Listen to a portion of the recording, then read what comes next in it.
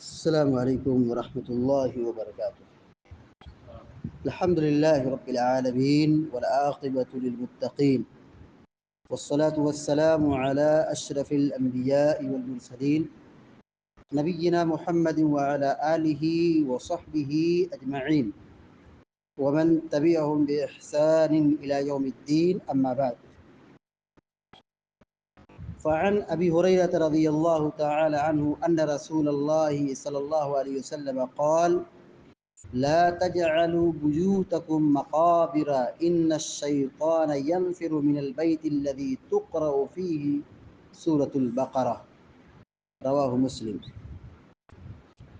مسلم شریف کی ایک چھوٹی سی روایت ابھی آپ کے سامنے پڑھی گئی ہے۔ سیدنا ابو ہریرہ رضی اللہ تعالیٰ عنہ بیان فرماتے ہیں کہ اللہ کے رسول صلی اللہ علیہ وسلم نے فرمایا: لا تجعلوا بیوتکم مقابر، تم اپنے گھروں کو قبرستان نہ بناؤ۔ کیا مطلب ہے؟ یعنی اپنے مردے کو گھر میں نہ دفن کرو، قبرستان میں دفن کرو، اپنے گھر میں دفن مت کرو۔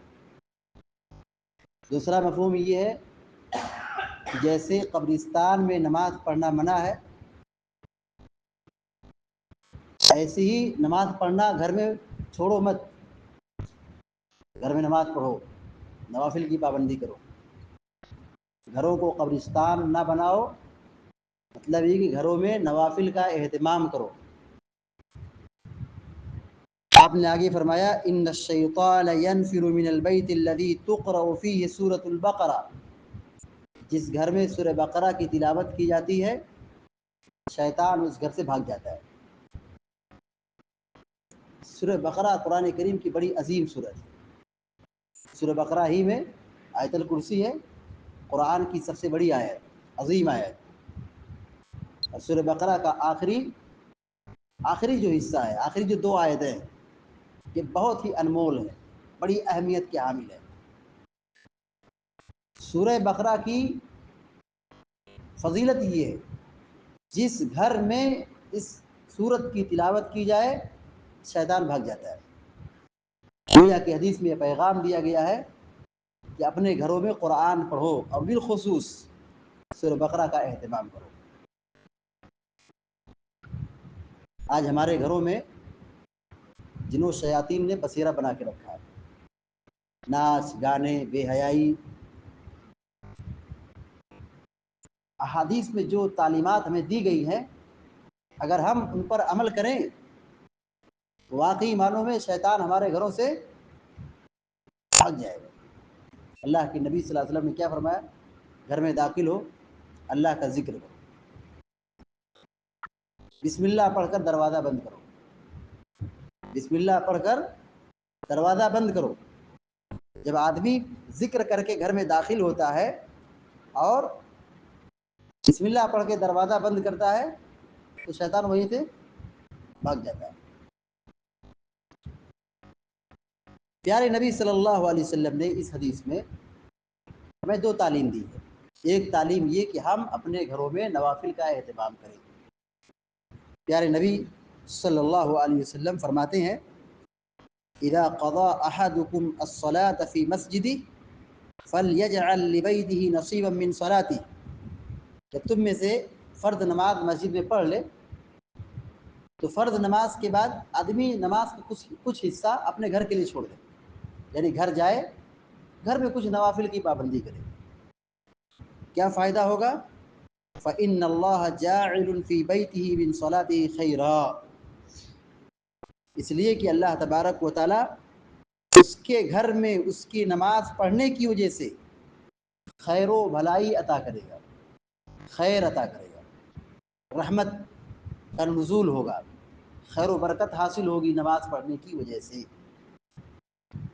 اس حدیث میں بھی یہ تعلیم ہے کہ آدمی اپنے گھروں میں نوافل کا اہتمام کرے۔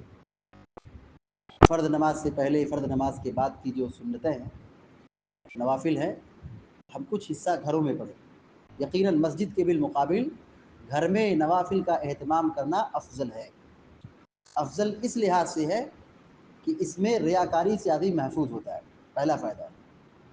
ریاکاری سے آدمی محفوظ ہوتا ہے۔ دوسرا فائدہ یہ ہے کہ اگر آدمی گھروں میں نماز کی پابندی کرتا ہے تو شیطان بھاگ جاتا ہے۔